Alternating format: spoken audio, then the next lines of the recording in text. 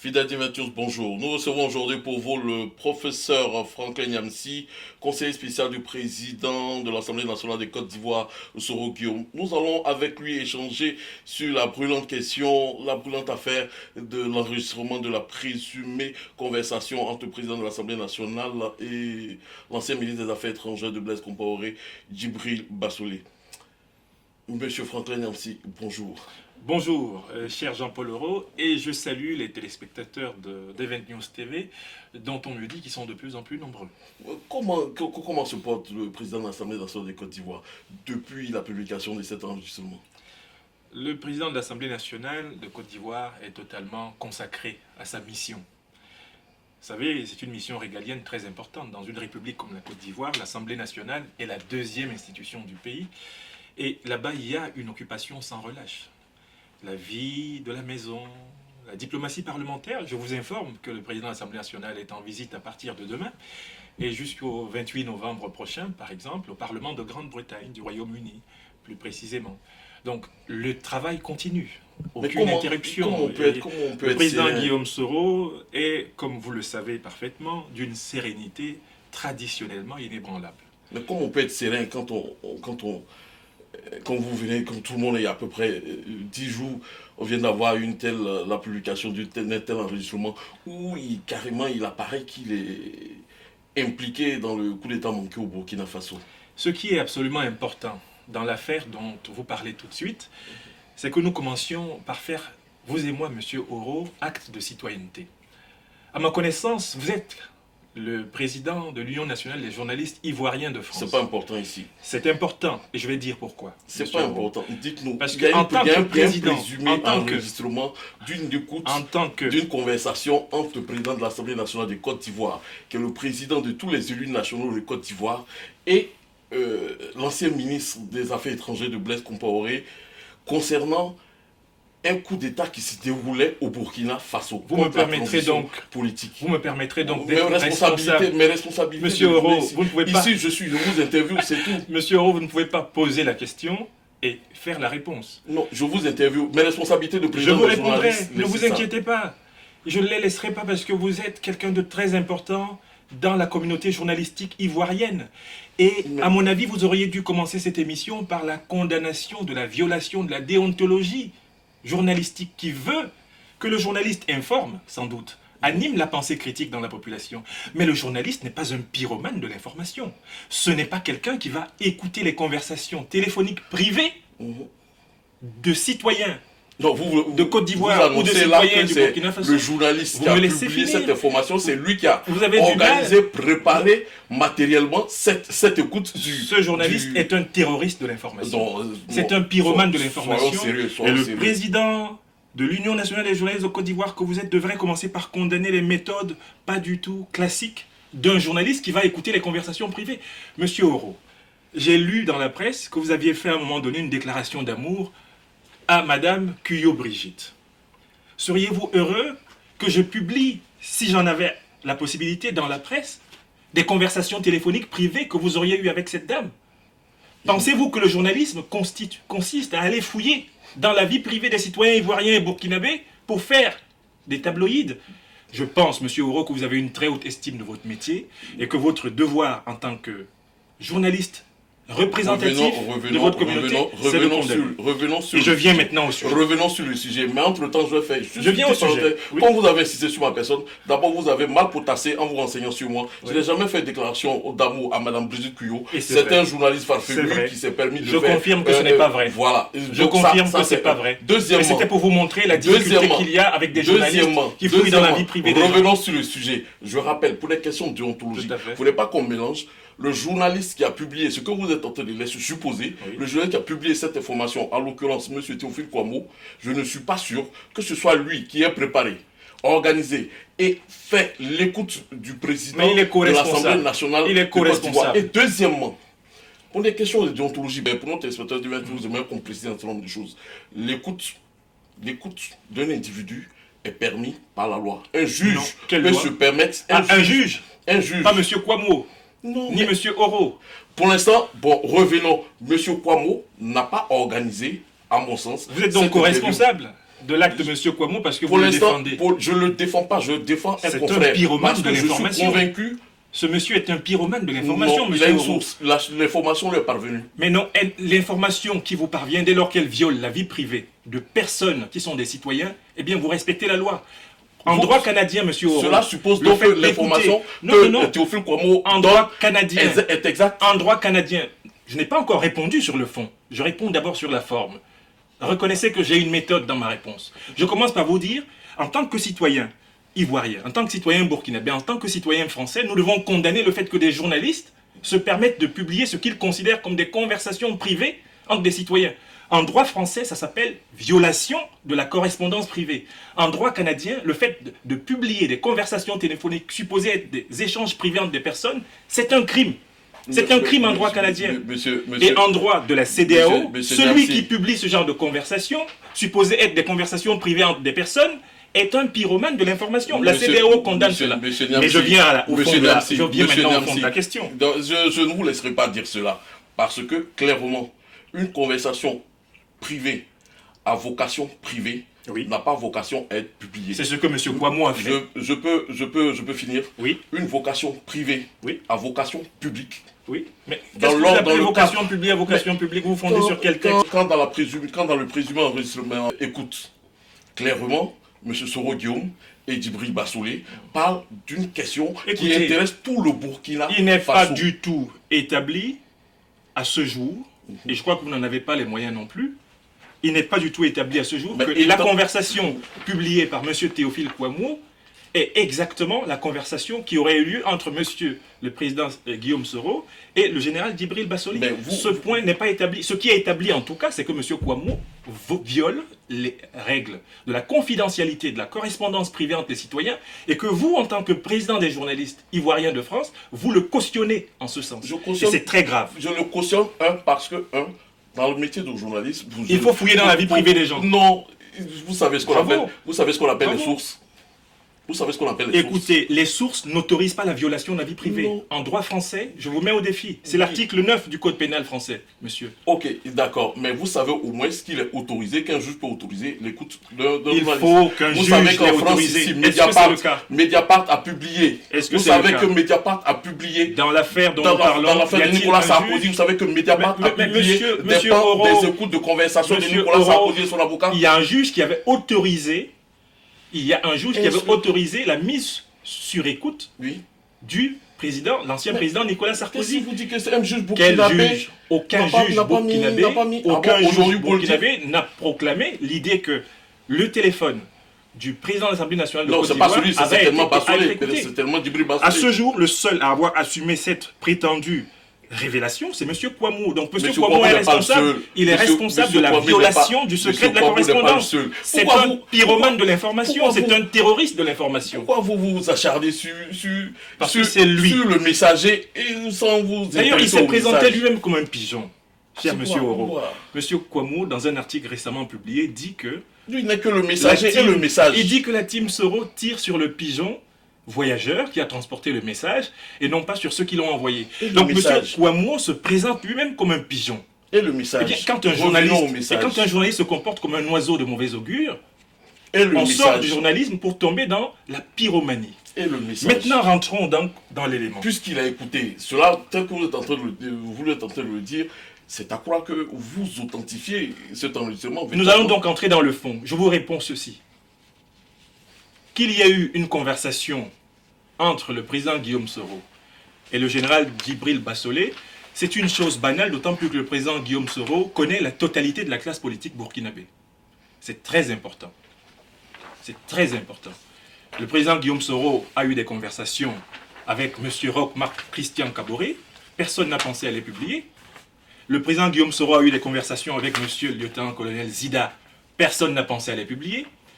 Toute la classe politique burkinabé actuelle a eu à un moment ou à un autre à avoir des conversations téléphoniques avec le président Guillaume Soro qui la connaît totalement. Premièrement, maintenant, deuxième chose. Ce qui est évident pour tous ceux qui connaissent le président Guillaume Soro, c'est que les 16 minutes publiées par le pyromane de l'information, vous savez maintenant de qui je parle. Je ne sais pas, je ne parle pas de les 16 minutes publiées par M.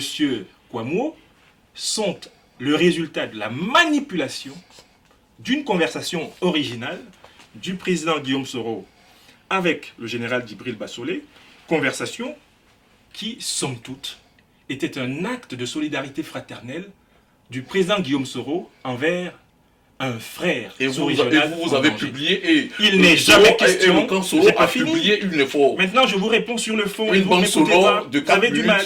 Je dis ceci. Je vous écoute. La conversation originale, donc qui a pu exister entre le président Guillaume Soro. C'est elle qui a été manipulée, qui a été Elle a été manipulée. Monsieur Kouamouo, qui est un pyromane de l'information, et tous ses amis, ses commanditaires, puisqu'il est le pigeon et qu'il a été envoyé, ont introduit dans une conversation originale qui se déroule entre 1 minute. Ces commanditaires, vous dites ces commanditaires intérieurs et extérieurs pour salir l'honneur du président. Quand je vois le président de l'Union des journalistes, les extrémistes ivoiriens du FPI radical, les esprits chagrins et ambitions de tout poil. Quand je vois le président de l'Union nationale des journalistes de Côte d'Ivoire en France cautionner des méthodes de voyous, quand je vois, mais monsieur, c'est le FPI. Aujourd'hui, ce parti qui est pratiquement en lambeaux, depuis la chute de l'emprisonnement de je vous en laisse la responsabilité. Oui, je l'assume. Ah bon, vous dites que le FPI est lambeaux, le FPI est déchiré. Je pensais que le FPI avait pour président Pascal Affinguessan. Le FPI est lambeaux, moi je parle de façon factuelle. Oui. Le FPI est divisé. Il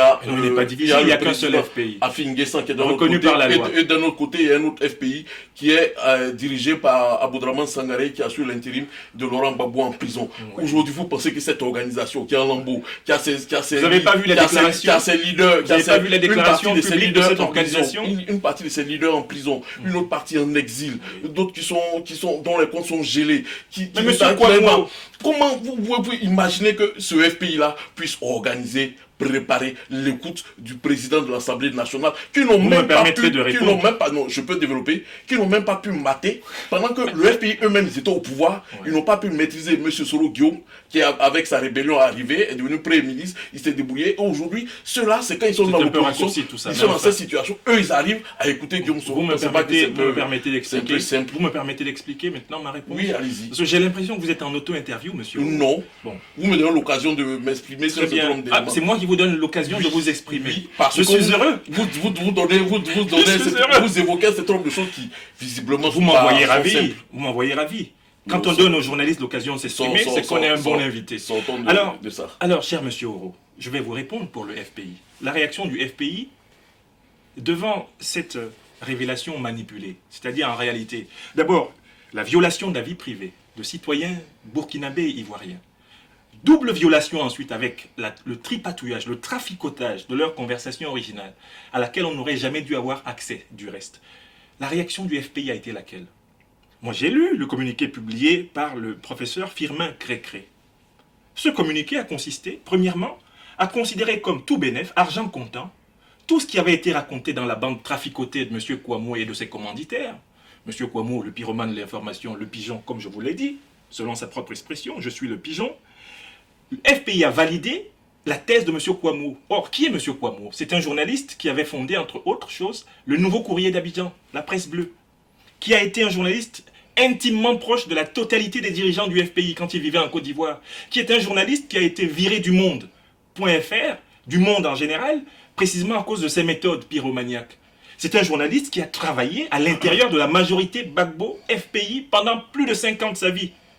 Et c'est lui qui se fait la tête de pont d'un projet de violation de la vie privée de tous les Ivoiriens, de tous les Burkinabés, et de mépris des institutions républicaines ivoiriennes. Voilà pourquoi j'ai pensé, en raison de la réaction du FPI à la démarche antiprofessionnelle de M. Kouamouo, que le FPI était l'un des bénéficiaires du forfait. Puisque le FPI s'est précipité pour dire, sur la base de ce que M. Kouamouo a sorti, eh bien on va refaire une enquête sur la mort de M. Tagro, eh bien on va refaire une enquête sur ceci, sur cela. S'est-il assuré que la conversation publiée par M. Kouamouo était authentique? Le FPI s'est comporté comme si il criait sur la colline et il allait, je condamne, la violation de la vie privée. Et deuxièmement, je dis, il y a eu deux violations, monsieur Oro. Première violation de la vie privée de citoyens. Deuxième violation, traficotage de leur conversation originale à laquelle d'ailleurs on n'aurait pas dû accéder. Je dis bien deux violations. Je n'authentifie rien. Ce que j'authentifie, c'est que M. Kouamouo est un pyromane de l'information. Ce que j'authentifie, c'est qu'il est un pigeon et que ses commanditaires et lui seront pris à la gorge. Ils seront pris à la gorge, c'est-à-dire aujourd'hui, parce que depuis on n'entend pas encore le président Soro Guillaume.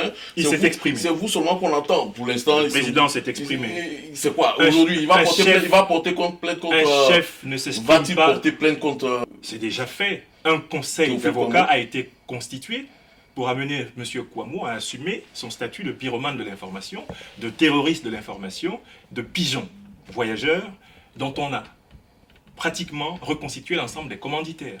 Le président Guillaume Soro a été très clair sur cette question. Et je vous ai dit qu'il était très occupé. Son rôle n'est pas de répondre aux querelles d'arrière-cour. Il y a eu beaucoup de...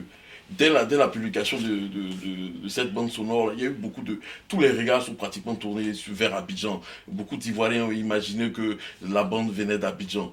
Aujourd'hui, c'est simplement, on a l'impression que vous et le camp proche du président Soro,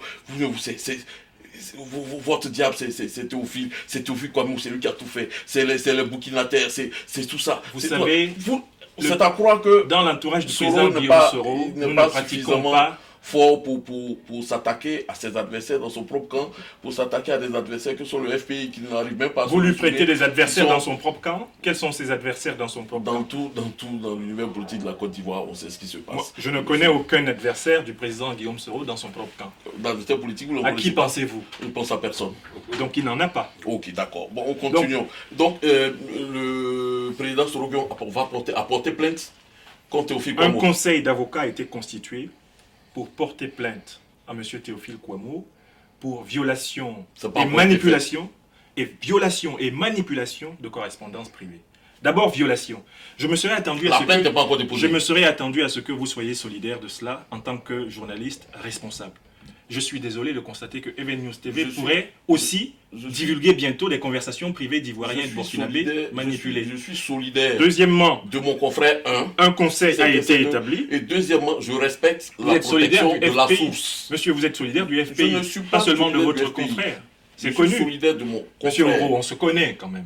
On ne se connaît pas. Votre camp, c'est le FPI. Votre camp, c'est le FPI. C'est quoi votre camp? Tous ceux qui connaissent la place de Paris savent, Monsieur Oro, que vous êtes un journaliste globalement à la solde du FPI. C'est connu. Non, mais c'est pas nouveau. Vous savez... Je ne fais pas une révélation. Vous ne faites pas une révélation, mais en même temps... Even News TV, c'est connu.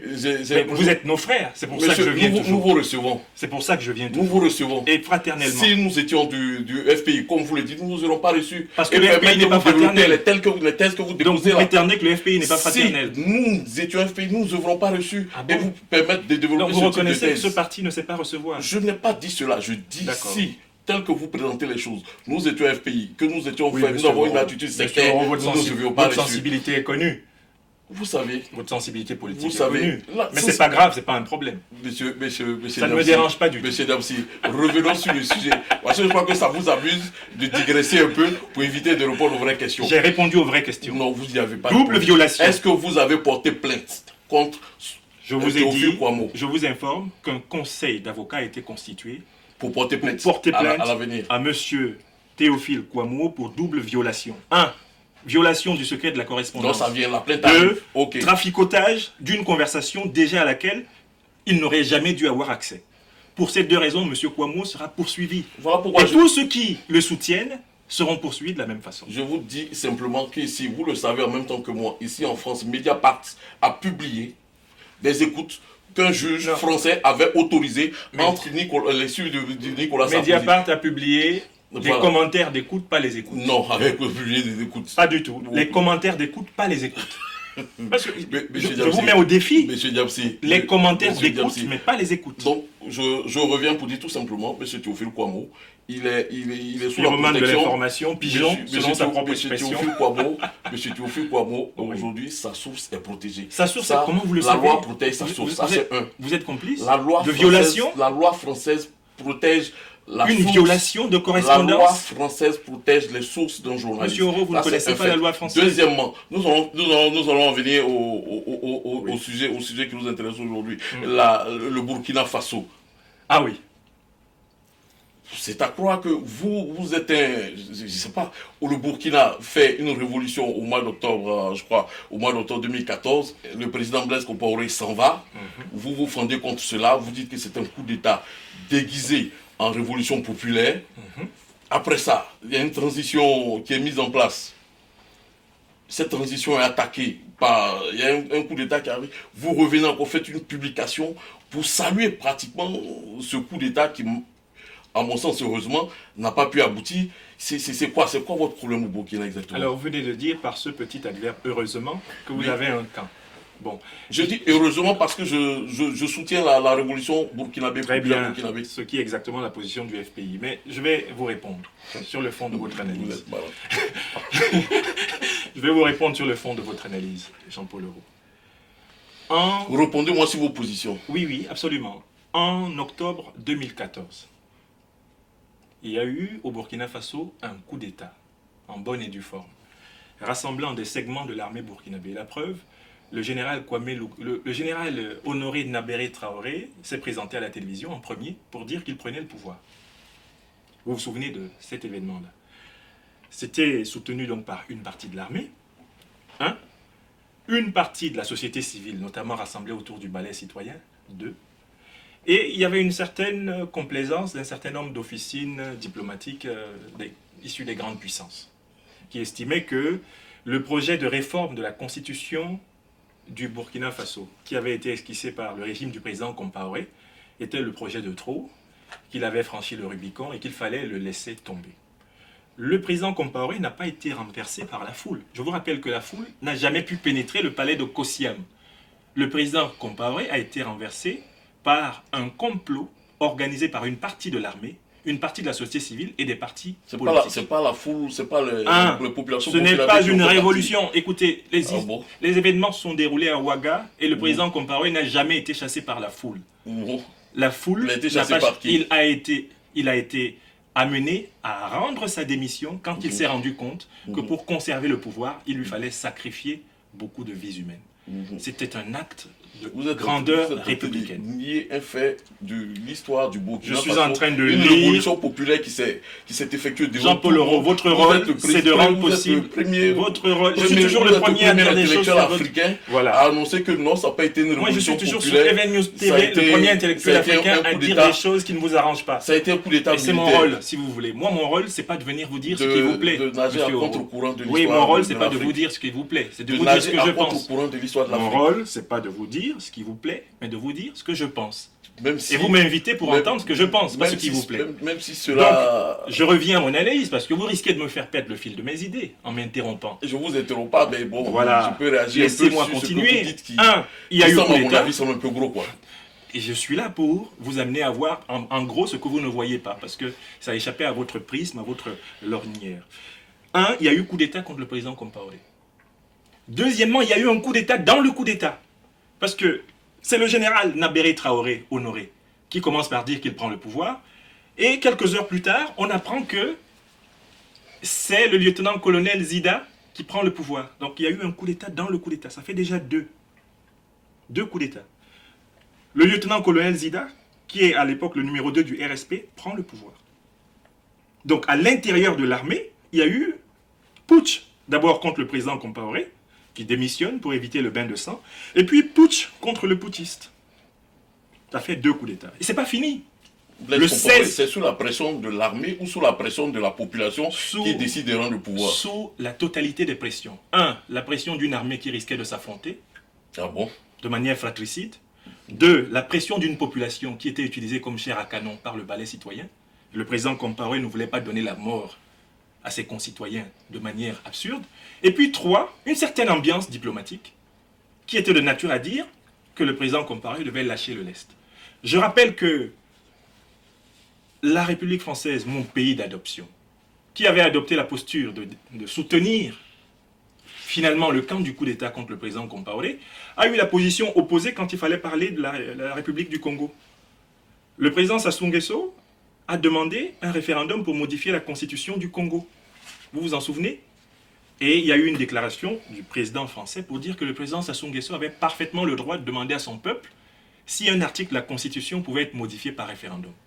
Or, c'est ce qui n'a pas été globalement par les grandes puissances diplomatiques reconnu au président Compaoré, alors que, contrairement au Congo, la constitution burkinabé autorisait le président Compaoré à consulter les Burkinabés à propos de cette question. Mais je continue. Pas considéré burkinabé. Si. Article 37, il fait partie des articles révisables en vertu des articles 165 à 168 de la Constitution burkinabé. Mais si la population, le peuple dit non, c'est non. Le peuple, c'est le populisme. Voilà le sens du livre que je publie bientôt à Paris. Démocratie versus populisme. Est-ce qu'on peut prendre une foule de gens excités qu'on va confondre avec le peuple, et cette foule-là, la révolution burkinabé, c'est une manipulation, c'est pas une révolution. La preuve. On nous dit aujourd'hui au Burkina Faso qu'il y a 2 candidats qui sont les mieux placés pour hériter du fauteuil de président de la République. Qui sont-ils? Mais des anciens ministres du président Compaoré. D'une part, M. Roch Christian Kaboré. Combien d'années ministre d'État, Premier ministre? Combien d'années président de l'Assemblée nationale? C'est lui qui va apporter le changement? On nous dit qu'il va y avoir éventuellement M. Diabré, ministre de l'économie du président Compaoré. Pendant combien de temps? C'est lui qui va apporter le changement? Vous voyez que ces gens-là, en réalité, ont manipulé la foule dans une pseudo-révolution qui n'en était pas une. Il s'agissait de « ôte-toi de là que je m'y mette ». C'est l'analyse de l'intellectuel observant le Burkina Faso qui vous parle. Mais je continue. Le 16 septembre 2015, il y a eu donc le 3e coup d'État en moins d'1 an au Burkina Faso. 3e coup d'État en moins d'1 an. Les gens nous parlent de ce qui s'est passé le 16 septembre 2015 comme c'était le premier coup d'État depuis le départ du président Compaoré. Il y en a eu 3. Un contre le président Compaoré, un contre le général Nabéré, et puis un contre les putschistes qui avaient renversé des putschistes. C'est-à-dire que lorsque le général Diendéré et ses hommes s'attaquent au pouvoir Zida, ils s'attaquent à des putschistes. Zida a pris le pouvoir par un putsch fait au général Nabéré Traoré, qui lui-même a fait prendre le pouvoir à la transition par un putsch fait au président Compaoré. Où est la morale dans cette affaire? La morale dans cette affaire, c'est que le Burkina, comme tous les grands pays africains d'espérance, a besoin d'un système démocratique inclusif. La transition qui est en place avec le Premier ministre... c'est une transition exclusive, ce n'est pas une transition inclusive. Le président Kafando, sont les autorités légales la CEDEAO, en Côte d'Ivoire. Le tribunal de la CEDEAO a condamné la décision des autorités burkinabées actuelles d'exclure les éléments du CDP. Et ça, pas n'importe lesquels. Ceux qui constituaient l'ancienne majorité politique du pays. C'est comme si en France on excluait le PS et l'UMP des élections et on nous parle de démocratie. Il n'y a pas de démocratie au Burkina Faso. Monsieur Niamsi, revenons simplement au sujet. C'est vrai, comme vous le dites, la Cour de justice de la CEDEAO a condamné l'exclusion du CDP de la course aux élections. Mais vous, aujourd'hui, cela justifie-t-il aujourd'hui le coup d'État qui a été perpétré? Je le dis encore, heureusement. Moi, je dis que le Burkina Faso est entré dans une phase d'instabilité à partir d'octobre 2014. Depuis lors, il y a eu 3 coups d'État. Je les ai bien analysés sur ce plateau. Tous ceux qui enregistrent le fait qu'il y a eu 3 coups d'État savent que le 16 septembre n'est que la conséquence d'une instabilité qui date depuis le 30 octobre. Le 16 septembre n'est pas sorti comme un cheveu dans la soupe au Burkina. Si le Burkina n'est pas politiquement stable aujourd'hui, c'est la faute de ceux qui ont mis en place un processus exclusif dans le domaine politique. Pourquoi veut-on voir l'endroit où un homme tombe et on ne veut pas voir l'endroit où il a glissé? Le Burkina a glissé quand on a refusé de procéder démocratiquement à l'arbitrage des conflits et qu'on a décidé de procéder par des oukases et par de l'exclusion. La Côte d'Ivoire a basculé en 2000 quand on a exclu les grandes majorités politiques de Côte d'Ivoire du jeu politique. Le Burkina est instable aujourd'hui parce que l'exclusion prospère au Burkina. C'est un point de vue intellectuel. Nous allons revenir sur M. Soro Guillaume que vous conseillez, dont vous êtes le conseiller. Vous ne l'oubliez jamais. Non, on ne peut pas l'oublier quand vous reçoit, c'est par rapport à lui, et vous le savez. Donc, je disais, aujourd'hui, il a fait une plainte portée contre lui et des commandants de zone de l'Est rébellion ivoirienne. Ici à Paris, il y a la juge Kéris Sabine qui lui a envoyé une convocation. Aujourd'hui, le président de l'Assemblée nationale dit qu'il n'a pas reçu de convocation. Vous pensez que ceci est fait pour arranger les choses pour lui ici? En réalité, la réponse du président de l'Assemblée nationale est très claire. Lorsqu'un homme d'État, deuxième personnalité de l'État de Côte d'Ivoire, est convoqué par un tribunal d'un pays étranger, celui-ci s'adresse au ministère des Affaires étrangères de Côte d'Ivoire. Et ce ministère s'adresse au ministère de la Justice, lequel s'adresse au législatif, c'est le cas d'espèce, et une commission rogatoire est mise en place pour examiner l'opportunité de la convocation. La juge dont vous parlez n'a pas procédé de cette façon. Le président Guillaume Soro est donc tout à fait fondé à dire qu'il n'a pas à connaître une convocation qui ne lui a pas été adressée selon les formes légales.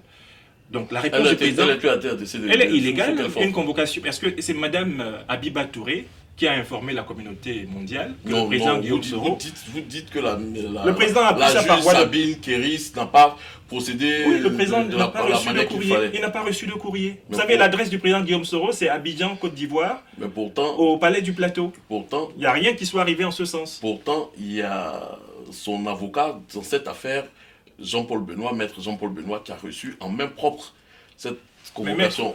Maître Benoît a appris cette histoire par la presse quand Mme Abiba Touré a annoncé qu'une juge française convoquait le président. Et Maître Benoît n'est pas le président Guillaume Soro. Maître Benoît a quand même reçu la convocation. Il n'a pas à recevoir une convocation qui ne s'adresse pas à lui. Si, et il est plus qui... On n'adresse pas la convocation d'un client à son avocat. Mais monsieur... Ça n'existe pas en droit, monsieur. Monsieur Soro Guillaume a lui-même écrit de sa propre main, signé de sa propre main, que monsieur Jean-Paul Benoît et maître Mignard étaient ses représentants, étaient son conseil de défense dans cette affaire auprès du tribunal de Paris. Écoutez, les avocats entrent en jeu quand le client a reçu une convocation et leur a demandé d'aller le défendre dans un prétoire. Ce processus n'a pas eu lieu. Donc vous voulez dire que le président Guillaume Soro n'a pas écrit au tribunal de Paris. Le président Guillaume Soro n'a pas reçu... Il a écrit au tribunal de Paris. Mais pour lui demander de procéder selon les normes pour lui dire que diplomatiques. Ses avocats sont maître Mignard et maître Benoît. Non, je pense que ce n'est pas cela le sens de la correspondance du président Soro.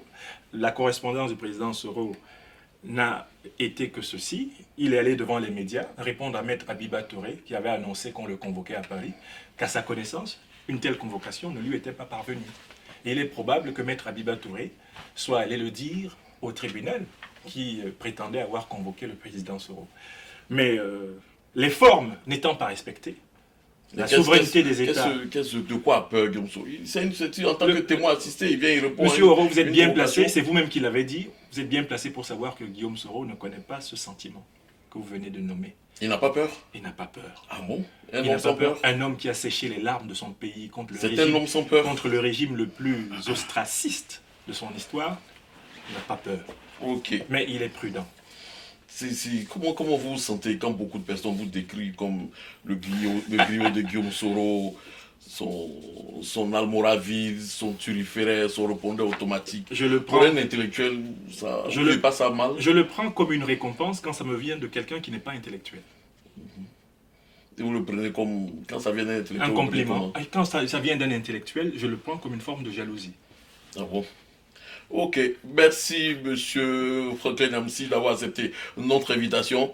Chers fidèles d'Event News TV, j'espère que vous avez eu du plaisir à suivre cette émission. Nous recevions monsieur Franklin Niamsi qui bientôt publiera, comme vous l'avez dit tout à l'heure, un livre qui paraîtra aux éditions L'Harmattan, Démocratie versus Populisme, le Burkina Faso en danger. Et vous êtes invité bientôt aux États-Unis à Washington, nous donner une conférence sur les processus démocratiques en Afrique.